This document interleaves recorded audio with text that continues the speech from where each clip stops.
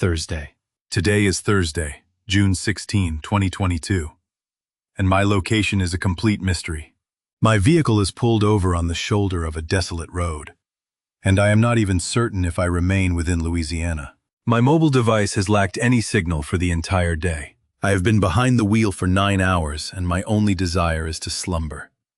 Yet I am terrified to shut my eyes. Staring at this device only exacerbates my anxiety, but I require the distraction. None of this makes any sense. My residence is a 30-minute drive from town if I utilize the main highway. But in every other direction, one can traverse these forgotten paths for hours. Most are not even marked on any map. During my childhood, my mother would take me for drives on summer evenings, and we consistently discovered fresh routes to investigate. That is also how I acquired my driving skills. After obtaining my license, I began venturing out more frequently. Occasionally, I invited companions, but for the most part, it was a solitary activity I cherished, particularly following my mother's passing. She was killed by an intoxicated motorist 6 years ago. I have never encountered a home or more than a few other automobiles out here. It is an ideal location for camping. I have spent the night here countless times and always felt completely secure. It feels as if I am the sole inhabitant of the planet. The only discrepancy with this specific excursion was that accursed tunnel. Life has been challenging lately, and holding only a single job does not assist matters.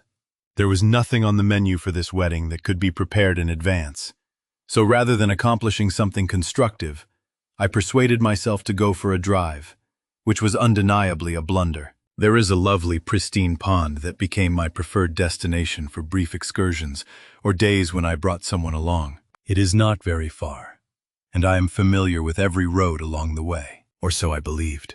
Departing from the pond, there should only be 2 directions to travel, back toward home or deeper into the void. But then I noticed a third possibility. While maneuvering the truck to head back, I found myself gazing at a paved lane concealed behind the tree line. While it is understandable to overlook it while passing, I have visited that pond 1,000 times and always turned around at the identical spot. This should not have been my first time noticing it, yet I was too thrilled to contemplate it further. A closer inspection revealed only brush and weeds obstructing the path. Therefore, I opted to drive directly through. A fresh route so near to home was too significant an opportunity to ignore. Naturally, that seems remarkably naive to state now. I passed through the vegetation easily, and after a mile the way cleared once more. Yet 6 miles later, I realized it was time to retreat. That is when I finally observed the road's conclusion. Before me was an overpass featuring what appeared to be rusted train tracks, and what I assumed was a dead end was actually a tunnel passing underneath. Initially, it seemed too narrow to navigate. I only intended to bring my headlights close enough to peer inside. However, the road continued. I could perceive daylight at the far end of the passage. The tunnel itself was damp, and the air carried a musty scent, but it was entirely vacant. Once I emerged on the far side, the road extended for miles with occasional exits on both sides. It should have been impossible to lose my way by driving straight. I ought to have been able to reverse at any point and drive directly back to the pond. I still do not grasp why that is not the case. I had hoped to identify a landmark for future reference, but after an hour of nothing but random intersections, I realized the lateness of the hour and finally reversed. Everything appeared exactly the same as far as I could discern. I had no idea where I went wrong. Yet an hour and a half later, I was still traveling without any sign of that tunnel. If anything, I was moving even faster than before. It makes absolutely no sense. I drove for another 30 minutes before coming to a full stop. I needed to relieve myself and required a moment to think without questioning if I was traveling even further from my home. If I had made even one turn, I could accept being lost. But the concept of reversing after traveling in a straight line felt unnatural. It would necessitate hours of backtracking only to reverse again when that failed. How many hours would be squandered covering the same distance? But then, there is no choice because something is clearly wrong. It is maddening. I am still trapped in that nightmarish mental cycle. But I could not simply remain on the side of the road. Ultimately, I turned back once again. This time, I moved much, much slower. The only way I could envision getting lost was if the road had branched somewhere while I was not paying attention. I came to a rolling stop at every junction and even stepped out a few times, but there was zero chance I had exited onto any of them. By the time I returned to my initial stopping point, the sun was beginning to set. My mind provided whatever explanation was necessary to avoid reversing a third time. I reasoned that my mother and I had only been able to spend so much time on these back roads because we followed the small, winding trails that never truly led anywhere. Now I was moving in a straight line. It had to lead to a destination. All I needed was to reach the next town, or perhaps not even that far if I could locate a spot with cellular reception. But now it is nearly midnight, and I have stopped because the road suddenly ceased. Or at least the asphalt did. There is nothing but a long, dusty track ahead, and there is no hope of finding a signal in that direction. I must wait for dawn and investigate some of the turnoffs. Nothing about Friday. I wonder if I have been reported missing. I am certain I have. How could I not be? Surely these back roads are the initial location they will investigate, right? I am sure it is. Good heavens. I thought I was going to perish last night. I was lying across the rear seat, lost in thought, when I heard something shifting in the woods. I assumed it was a creature until it burst from the tree line, and the unmistakable noise of footwear scraping against concrete caused me to sit up. There was a fraction of a second of euphoric relief as I imagined myself being saved by a kind elderly farmer before my body went numb with terror. Individuals volunteering with rescue teams did not wander through the woods alone at night without illumination. This individual had not arrived by vehicle either. I would have heard an engine. I did not know what the hell to do. My initial reflex was to leap into the driver's seat and flee, but then I envisioned bullets piercing the glass. It seemed logical to think an individual lurking around a dark forest would be armed. I desired my handgun from the glove box more than anything, but my limbs refused to obey. The footsteps were advancing slowly, like someone was inspecting my trunk. And when they shifted to walk along the passenger side, my body finally reacted. Without the illumination from my phone, it was too dark to see anything. Yet, as I slowly crept forward, the footsteps halted beside the front passenger door, and my pulse stopped along with them.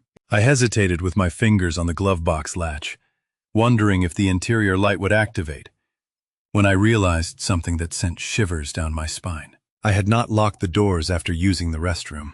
Rather than fumbling for the electronic controls, I felt for the manual knob and gently pressed it down. At that exact moment, the dull thud of a locked handle being yanked shattered the silence of the night like a gunshot, and there was no further hesitation in my actions. I wrenched open the glove box, seized my firearm, and chambered around as the sound of multiple footsteps retreated back into the woods.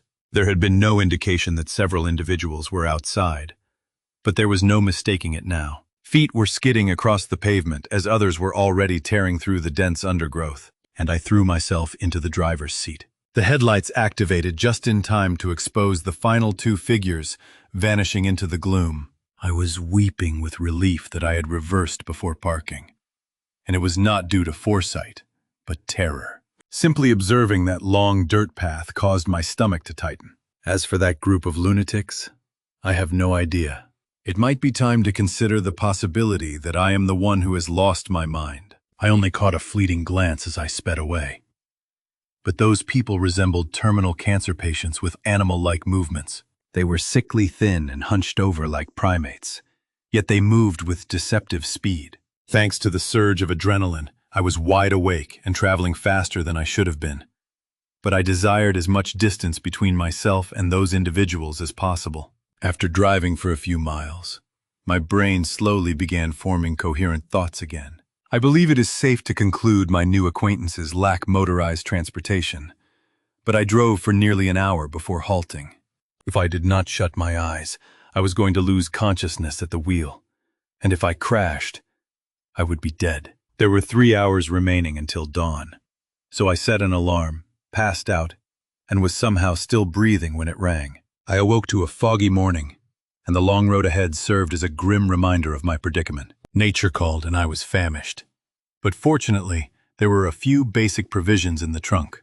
After consuming 2 energy bars, I somehow managed to stick with water rather than draining the bottle of whiskey, and thank goodness, or I would not have it now. The things I have witnessed today are enough to make that firearm look incredibly appealing. All day long I continued driving straight down that same path, the way I ought to have been going from the start. I did not care if it required 12 hours to locate the next town.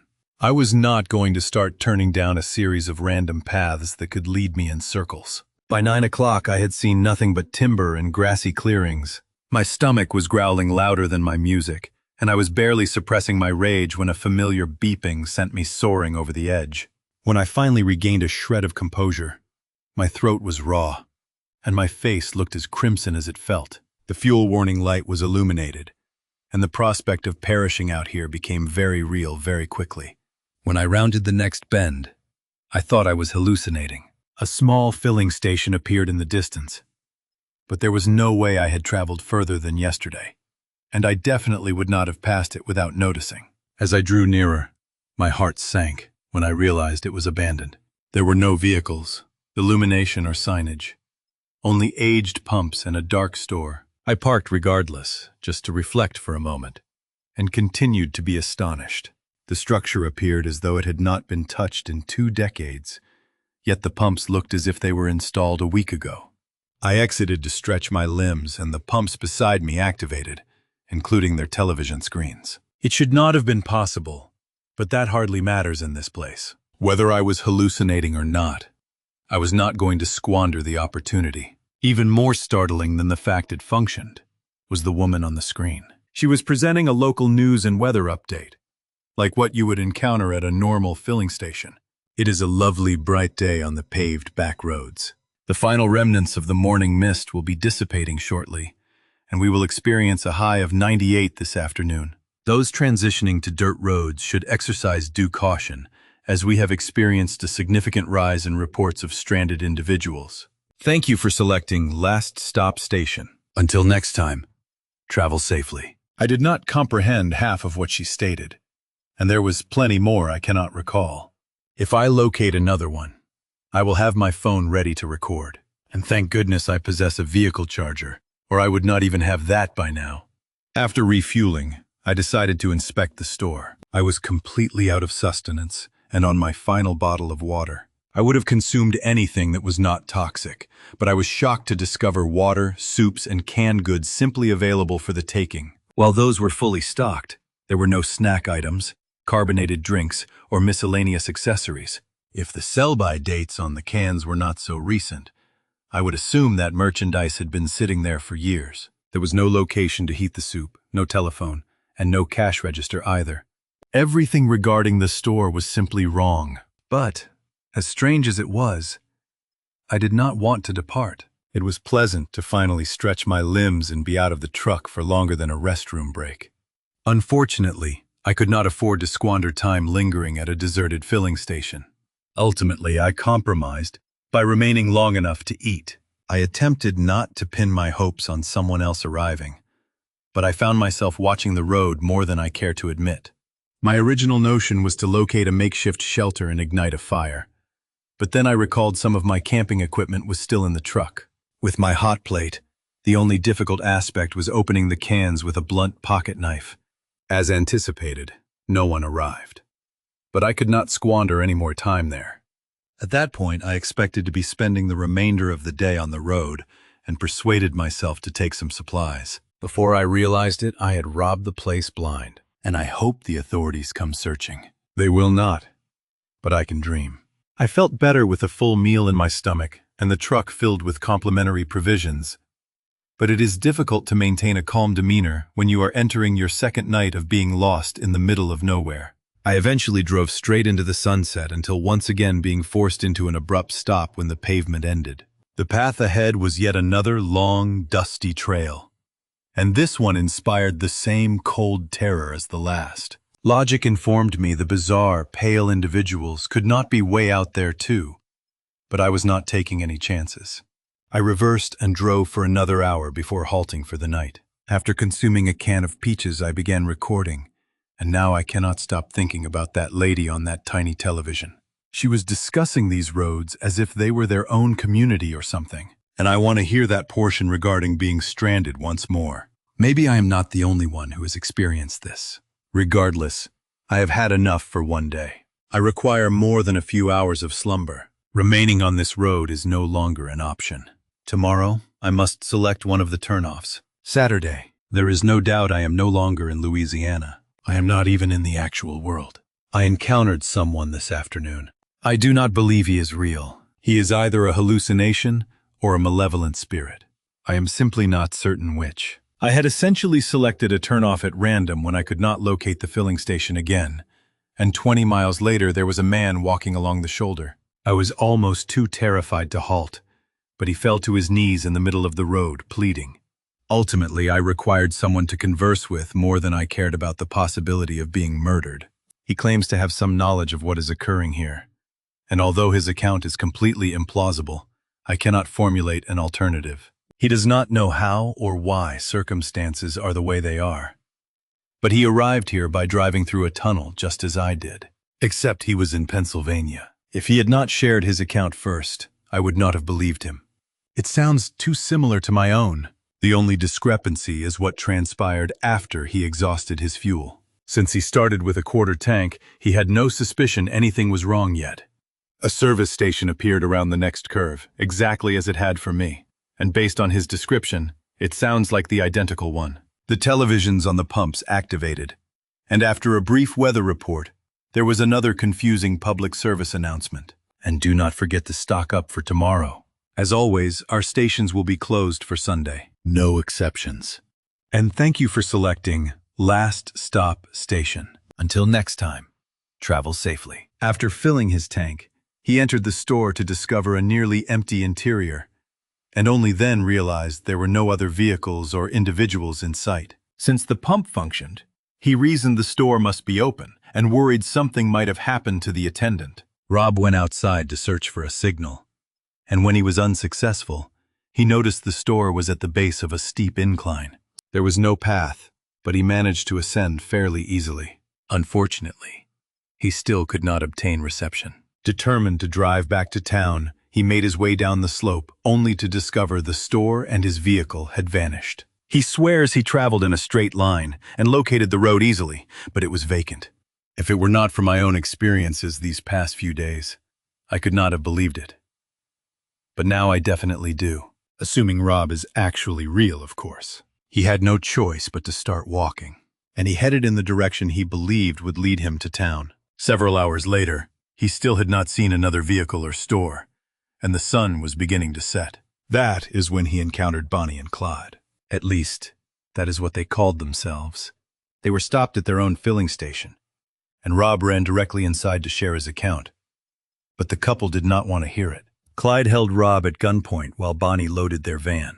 The couple would not provide him a ride, but the man was willing to answer a few queries while they waited. Based on what this Clyde character told Rob, there were 3 stages to these back roads, each more hazardous than the previous one. The paved streets are the outskirts and constitute stage 1. The dirt roads are stage 2 and lead deeper into the labyrinth, while stage 3 consists of tire tracks in the grass and the heart of the maze. The entrance can be located almost anywhere on the planet if you venture deep enough into the middle of nowhere, but the exit can only be discovered in stage 3. Filling stations only appear when a vehicle is low on fuel, and they vanish the moment you depart. Had Rob climbed the hill before filling his tank, he would still possess a vehicle. But thank goodness I have the camping gear, or I would have committed the same blunder when attempting to heat my soup. The only exception to this rule is Sunday. If you exhaust your fuel while the store is shuttered, you will have to remain there until it reopens. Anything that was inside when it vanished will remain there, except for people. We do not know what happens to them, but Clyde stated there used to be 4 individuals in their party. The other 2 decided to investigate where the location went when it vanished, but when it returned, only their luggage and clothing remained. The stores supposedly contain beer and snack food in stage 2, and that alone has me interested. Please ensure all individuals have vacated the premises by no later than 11:59 p.m.